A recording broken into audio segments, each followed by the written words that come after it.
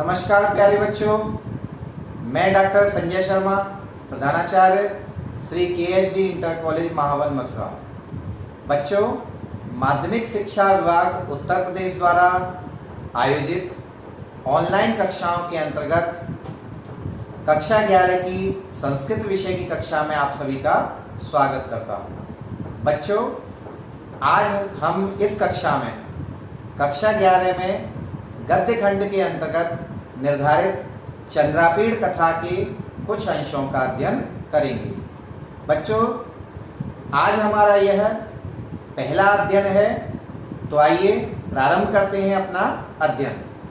बच्चों, प्रयोजनम अनुद्देश्य मंदोऽपि न प्रवर्तते, अर्थात बिना प्रयोजन के कोई मंदबुद्धि व्यक्ति भी किसी कार्य में नहीं लगता है।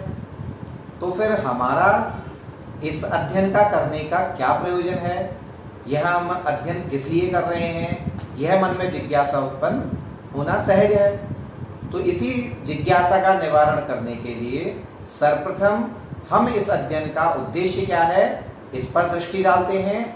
तो उद्देश्यों के अंतर्गत सर्वप्रथम हमारा इस कक्षा का उद्देश्य है संस्कृत गद्य विधा का परिचय प्राप्त करना। दूसरा हमारा उद्देश्य है गद्यांशों के स्वयं शब्दार्थ, हिंदी व्याख्या एवं प्रश्न बनाने की क्षमता का विकास करना। तीसरा हमारा उद्देश्य है गद्यांशों के आदर्श वाचन के द्वारा संस्कृत अध्ययन के प्रति रुचि उत्पन्न करना। चौथा हमारा उद्देश्य है, जो सबसे महत्वपूर्ण उद्देश्य है, वह है भावी परीक्षा में अंक विभाजन के अनुसार, यानी कि किस प्रश्न को कितने अंक हैं, कितने अंकों में वह प्रश्न निर्धारित किया गया है, यह दृष्टि में रखकर हम उसकी तैयारी करेंगे और उसका उत्तर हम उसी अनुसार लिखेंगे कि अंक कितने निर्धारित हैं, उसके अनुसार उसका उत्तर लिखेंगे। तो हमें यह ज्ञात होगा कि हमें कितना समय किस प्रश्न के उत्तर के लिए देना है। तो यह हमारा सबसे महत्वपूर्ण भी उद्देश्य है। हमारा जो आज का व्याख्यान है, इस व्याख्यान के अंतर्गत हम पुनरावलोकन देखेंगे। दूसरा हमारा व्याख्यान के अंतर्गत हम गद्यांश का वाचन करेंगे। तीसरा हम इस गद्यांश को पढ़ने के साथ साथ काठिन्य निवारण करेंगे। इस गद्यांश की उसके उपरांत हम हिंदी व्याख्या करेंगे। इसके पश्चात व्याकरणात्मक टिप्पणी के अंतर्गत हम शब्द किस प्रकार से बने हैं, उन शब्दों में क्या संधि है, क्या समास है, क्या प्रत्यय है, क्या उपसर्ग है, इन सब पर विचार करते हैं। फिर इसके पश्चात संबंधित प्रश्नोत्तर और अंत में हम अभ्यास कार्य करेंगे। तो बच्चों, इस प्रकार से ये व्याख्यान परिचय हमारा यह है। गद्यांश संख्या 1 से लेकर गद्यांश संख्या 24 तक हमने पढ़ा है। इस गद्यांश संख्या 1 जो प्रारंभ होता है आसीत पुरा शूद्रको नाम राजा, यहाँ से इस 1 नंबर गद्यांश प्रारंभ होता है और 24 नंबर गद्यांश जो है वो समाप्त यहाँ पर होता है समुद्घुष्यमाण जय शब्दः सिंहासनम आरूढ़। यहाँ तक 24 नंबर जो गद्यांश है ये होता है। तो इस 1 से लेकर 24 नंबर गद्यांश तक जो हमने पढ़ा है, एक बार संक्षिप्त में उसको देख लेते हैं सारांश रूप में। तो देखिए, सबसे पहले इसमें हमने पढ़ा था कि एक राजा होता है, विदिशा का राजा शूद्रक होता है। वह शूद्रक अपनी सभा में बैठा हुआ था। उसी समय हाथ में पिंजरे में एक तोता लेकर चांडाल कन्या उस राजसभा में आती है और राजा से उस तोते को लेने के लिए निवेदन करती है। तो राजा उस तोते को देखकर आश्चर्यचकित होता है। तभी वह तोता राजा की जयकार करते हुए और एक आर्या छंद पढ़ता है, जिसको सुनकर राजा बड़ा आश्चर्यचकित होता है। तो वह राजा उस तोते से विस्तार से अपने बारे में बताने के लिए निवेदन करता है। तो तोता फिर अपनी आत्मकथा राजा को सुनाते हुए बताता है कि विंध्याटवी में पंपा नाम के सरोवर के पास में वह एक सेमल के वृक्ष पर अपने पिता एवं अन्य संबंधियों के साथ रहता था। उसकी माता का देहांत बचपन में ही हो चुका था। तभी एक दिन अचानक उस जंगल में एक भीलों की सेना आती है और उस भीलों की सेना का जो सेनापति होता है वह मातंग होता है। तो जब सेना आती है तो सेना उस सेमल के जो वृक्ष है, उस सेमल के वृक्ष के नीचे विश्राम भी करती है और विश्राम करने के उपरांत वह सेना चली जाती है। लेकिन सेना में से एक वृद्ध जो भील होता है, वह वृद्ध भील वहीं रुक जाता है और वह जो वृक्ष पर तोते होते हैं, उन तोतों को मार मार कर उसने नीचे गिरा दिया। तो वह तोता बताता है कि किसी प्रकार वह अपने पिता के पंखों के बीच में छिपकर अपनी जान बचाता है, और जब वह भील तोतों को लेकर चला जाता है तो वह पानी की प्यास उसको तोते को लगती है। तो वह पानी की प्यास के कारण उस सरोवर की ओर जा रहा होता है। तभी वहाँ पर जाबाली मुनि के पुत्र हारित आते हैं और वह उस तोते को देखकर उस पर दया खाकर और उसको जल पिलाते हैं। तत्पश्चात उस तोते को लेकर वह अपने आश्रम में आ जाते हैं। जब तोते को जाबाली मुनि देखते हैं तो वह बताते हैं कि यह तोता अपने पूर्व जन्म के कर्मों का फल भोग रहा है। जब तपस्वी मंडली इस बात को सुनती है तो उनको जिज्ञासा होती है और वह मुनि से उस तोते के विषय में बताने के लिए प्रार्थना करते हैं। तब जाबाली मुनि उन्हें बताते हैं कि उज्जैनी में तारापीड़ नाम के एक राजा थे। उन तारापीड़ की पत्नी थी विलासवती। उन दंपति के कोई संतान नहीं थी, इस कारण वह बहुत दुखी थे। तो तपस्या करने के उपरांत विलासवती को चंद्रापीड़ नाम का पुत्र उत्पन्न होता है और उन तारापीड़ के एक मंत्री होते हैं जिनका नाम होता है सुकनास और उनकी पत्नी का नाम होता है मनोरमा। तो सुकनास और मनोरमा की भी कोई संतान नहीं होती है, लेकिन चंद्रापीड़ के जन्म के साथ ही उनके भी यहाँ पुत्ररत्न की प्राप्ति होती है और जिसका नाम पुंडरीक रखा जाता है। चंद्रापीड़ और पुंडरीक में मित्रता होती है और बाल्यकाल से ही वह दोनों साथ साथ रहते हैं। उनकी शिक्षा दीक्षा भी एक साथ ही होती है।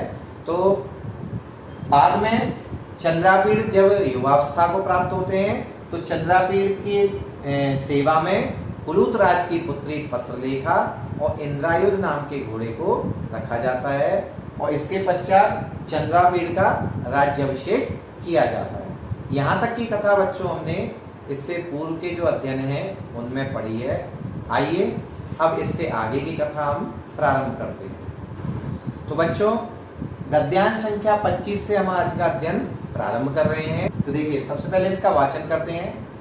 अथ दिग्विजयाय प्रस्थित चंद्रापीडः महता बल समूहेन वैशंपायनेन च अनुगम्यमानः प्रदक्षिणीकृत्य वसुधां परिभ्रमन् प्रथमं प्राचीं ततः त्रिशंकुतिलकां ततो वरुणलाञ्छनाम् अनन्तरं सप्तर्षिताराशबलां दिशं विजिज्ञे तत्र तत्र शरणागतान् रक्षन् उपायनानि प्रतीच्छन् देशव्यवस्था स्थापयन् अग्रजन्मनः पूजयन् यशः विस्तारयन् पृथ्वीं विचचार।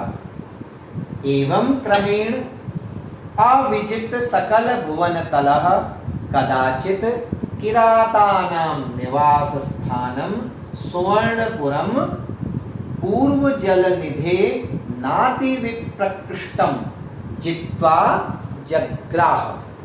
तत्र च निजबलस्य विश्राम हेतोः कतिपयान् दिवसान् अतिष्ठत्। तो बच्चों ये है हमने इसका यहाँ पर आदर्श वाचन किया। अब इसके कुछ कठिन शब्दों को हम देखते हैं। तो काठिन्य निवारण के अंतर्गत कुछ शब्द हम देखते हैं। तो सबसे पहला शब्द हमने लिया है यहाँ पे प्रस्थिता। इसका अर्थ है प्रस्थान करने वाले। बल समूहेन सेनाओं से। प्राचीन अर्थात पूर्व दिशा। त्रिशंकु तिलकाम। त्रिशंकु अर्थात दक्षिण दिशा से सुशोभित। वरुण लांछना। वरुण से चिन्हित अर्थात पश्चिम दिशा। सप्तर्षि ताराश बलाम।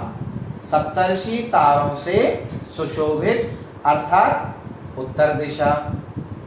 नाति विप्रकृष्टम अर्थात अत्यंत दूर नहीं, अर्थात समीप। तो बच्चों यह है हमने यहाँ पे काठिन्य निवारण देखा। तो बच्चों अब इस गद्यांश की हिंदी अनुवाद कैसे होगा ये देखते हैं। तो देखिए, अथ दिग्विजयाय प्रस्थितः चंद्रापीडः, इसके पश्चात अथ का प्रयोग संस्कृत जो होती है, संस्कृत में जो पूर्व कथा होती है उसके पश्चात कथा को आगे बढ़ाने के लिए अथ का प्रयोग होता है। तो इसके पश्चात दिग्विजय के लिए प्रस्थिता माने प्रस्थान किए हुए चंद्रापीड़ महता बल समूहेन वैशंपायनेन च अनुगम्यमानः, यानी बहुत बड़ी सेना और वैशंपायन के साथ में प्रदक्षिणीकृत्य वसुधाम प्रदक्षिणीकृत्य अर्थात वसुधा यानी पृथ्वी का परिक्रमा करके भ्रमण करते हुए सर्वप्रथम उन्होंने प्राचीन अर्थात पूर्व दिशा को, ततः इसके पश्चात त्रिशंकुतिलकाम अर्थात दक्षिण दिशा को, ततो माने इसके पश्चात क्रमशः उन्होंने वरुण लांछनाम यानी पश्चिम दिशा को, और अनंतरम सप्तर्षि ताराश बलाम, और अनंतरम माने सबसे अंत में उन्होंने उत्तर दिशा को विजिज्ञे माने जीत लिया। तत्र तत्र शरणागतान रक्षण, और जीतने के उपरांत वहां वहां जहां जहां उन्होंने जीता वहां वहां शरणागतान रक्षण, जो शरण में आए हुए हैं उनकी रक्षा करते हुए, उपायनानि प्रतीक्षण, उनसे भेंटें स्वीकार करते हुए, उपायनानि का अर्थ यहाँ पे भेंटें हैं, तो उनसे भेंटें स्वीकार करते हुए, उपहार स्वीकार करते हुए, देश व्यवस्था स्थापयन, देश में व्यवस्था की स्थापना करते हुए यानी देश की व्यवस्था संपन्न करते हुए, अग्रजन्मनः पूजयन्, अग्रजन्म कहते हैं ब्राह्मणों को, तो जो पुरोहित हैं ब्राह्मण हैं उनकी पूजा करते हुए, यशः विस्तारयन्, यश का विस्तार करते हुए, पृथ्वीं विचचार यानी पृथ्वी पर उन्होंने भ्रमण किया। एवं क्रमेण, इसी क्रम में, इसी प्रकार क्रम से अविजित सकल भुवन तलः, सारे भुवन तल यानी सारी पृथ्वी को, अविजित माने जिसने जीत लिया है, ऐसा चंद्रापीड़ कदाचित किरातानाम निवास स्थानम सुवर्णपुरम, और पूर्व जलनिधि नाति विप्रकृष्टम, कदाचित माने किसी समय जो चंद्रापीड़ है वह चंद्रापीड़ किरातानाम निवास स्थानम, किरातों की निवास भूमि यानी जहाँ पर किरात रहते थे, और वो किरात कहाँ पर रहते थे, सुवर्णपुरम, स्वर्णपुर नाम के स्थान पर वो किरात रहते थे। और वो स्वर्णपुर कहाँ था, पूर्व जल निधे ना विप्रकृष्टम, माने पूर्व का जो समुद्र है, पूर्व के समुद्र के नाति विप्रकृष्टम माने उससे ज्यादा दूर नहीं, यानी पूर्व के समुद्र के समीप ही। जित्वा जग्राह माने उस स्वर्णपुर को उन्होंने, चंद्रापीड़ ने जीतकर, और जग्राह माने अपने अधिकार में कर लिया।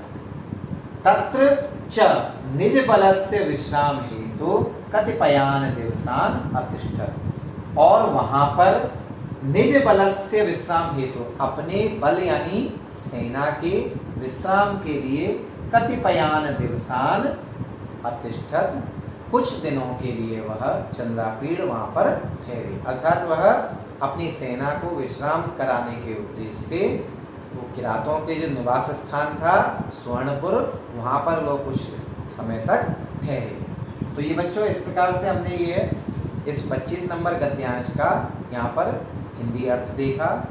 अब इस गद्यांश से संबंधित व्याकरणात्मक टिप्पणी किस प्रकार है वह देखते हैं। तो बच्चों व्याकरणात्मक टिप्पणी के अंतर्गत सबसे पहले हम देखते हैं दिग्विजयाय।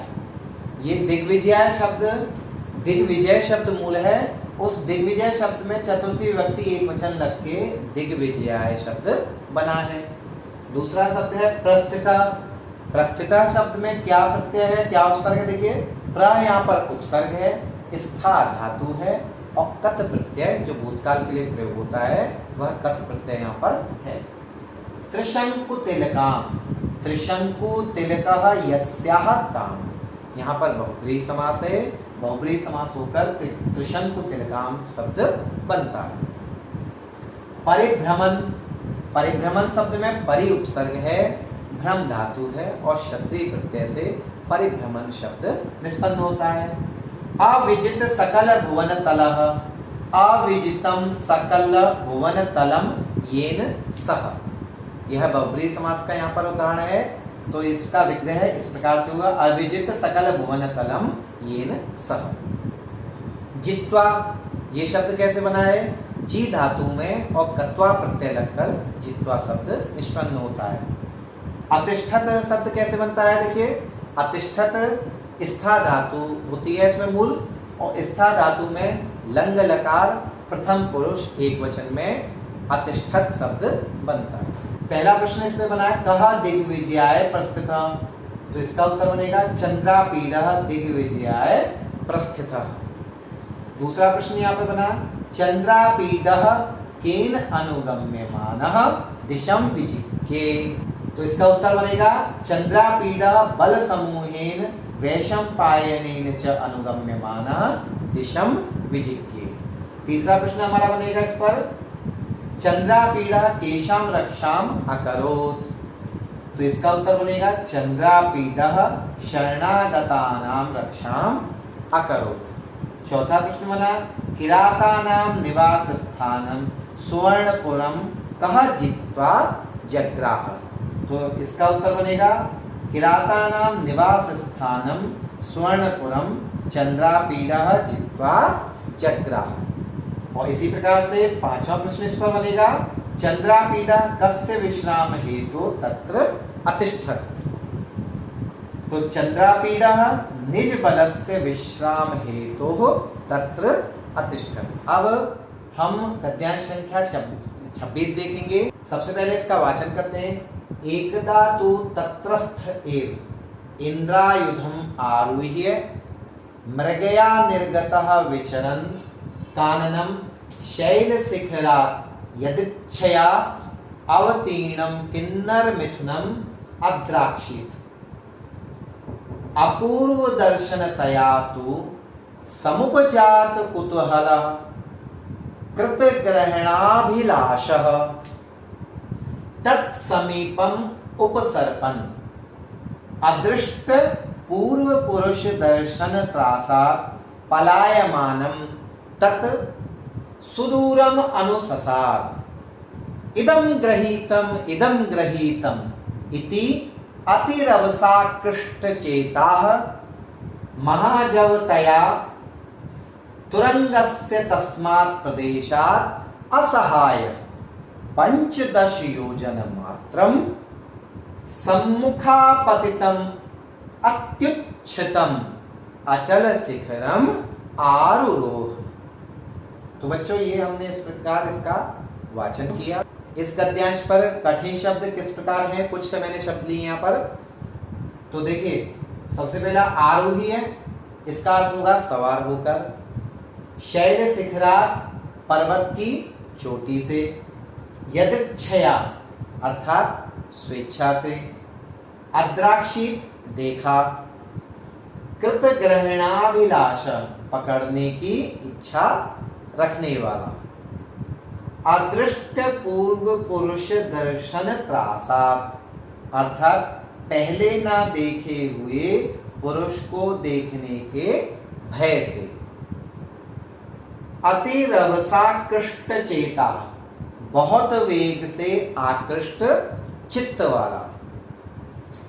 अत्युच्छ्रितम अर्थात अत्यंत ऊंचे।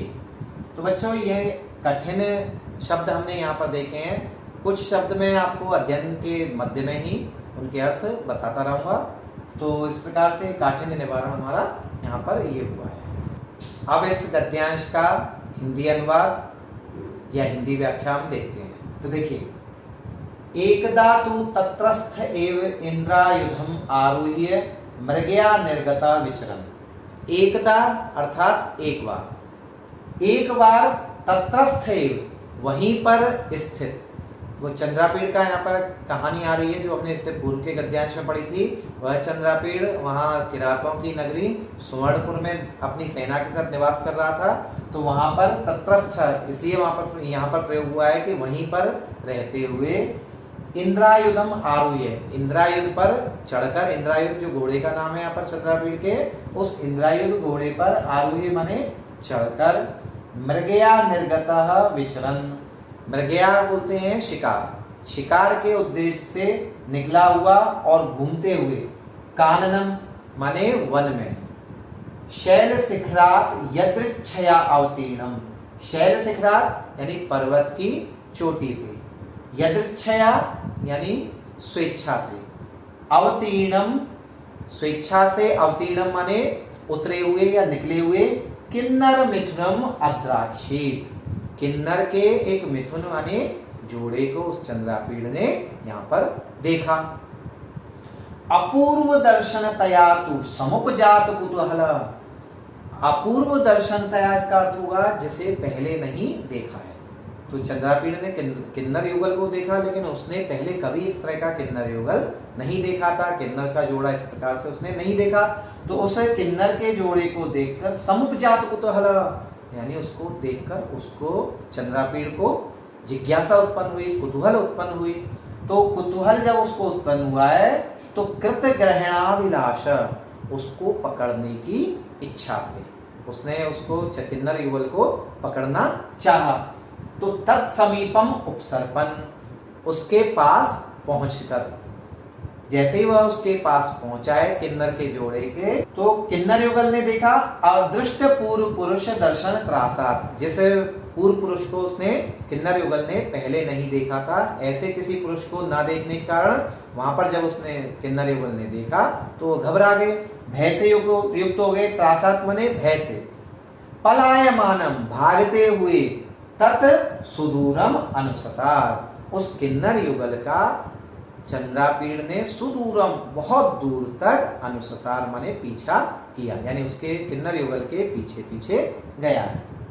इदम ग्रहीतम ये पकड़ा, चंद्रापीड़ सोच रहा है अब पकड़ा, लेकिन इति रवसाकृष्ट चेता यानी अत्यंत ही मतलब उसको पकड़ने में इतना मग्न हो गया है, तो इतने मग्न चित्त वाला महाजव तया तुरगस्य तस्मात् प्रदेशात्, और घोड़े की अत्यंत वेग के कारण, घोड़ा भी बहुत तेज चल रहा था उसका चंद्रापीड़ का, तो उस घोड़े के अत्यंत वेग के कारण तस्मात् प्रदेशात् असहाय, उस प्रदेश से यानी उस स्थान से जहां पर चंद्रापीड़ रह रहा था उस स्थान से असहाय माने अकेला, उस स्थान से अकेला ही चंद्रापीड़ आया है, तो यहाँ पर असहाय का प्रयोग हुआ है, यानी उस स्थान से अकेला ही 15 योजन मात्रम 15 योजन दूर, वह सम्मुखापतितम अत्युच्छ्रितम अचल शिखरम आरोह, यानी भागते भागते पीछा करते करते सामने की ओर बहुत ही ऊंचे और एक पर्वत के शिखर पर आरोह माने वह चंद्रापीड़ चढ़ गया है। अब इस पर व्याकरणात्मक टिप्पणी किस प्रकार से बनेगी वह देखते हैं। तो आइए तो देखते हैं कुछ शब्दों की व्याकरणात्मक टिप्पणी। तो देखिए सबसे पहला हमने शब्द यहाँ पे लिया है आरोह्य। ये आरोह्य शब्द किस प्रकार से बनता है? आ उपसर्ग है, यहाँ पर आ या आंग भी बोलते हैं इसको, आ उपसर्ग है, रुह धातु है और ल्यप प्रत्यय से मिलकर आरोह्य शब्द निष्पन्न होता है। विचरण वी उपसर्ग होता है, चर धातु होती है इसमें और क्षत्रिय प्रत्यय लगकर विचरण शब्द बनता है। समुपजात कुतूहल अर्थात समुपजातम कुतूहलम यस्य सह, ये बहुब्रीहि समास का यहाँ पर उदाहरण है। कृतग्रहणाभिलाष अर्थात कृताग्रहणस्य अभिलाषा येन सह, यह भी यहाँ पर बहुब्रीहि समास का ही उदाहरण है। इदम, ये इदम सर्वनाम किस प्रकार से बनता है? क्योंकि यहाँ पर मूल इदम सर्वनाम है और उससे प्रथमा व्यक्ति और द्वितीय व्यक्ति में इदम शब्द बनता है।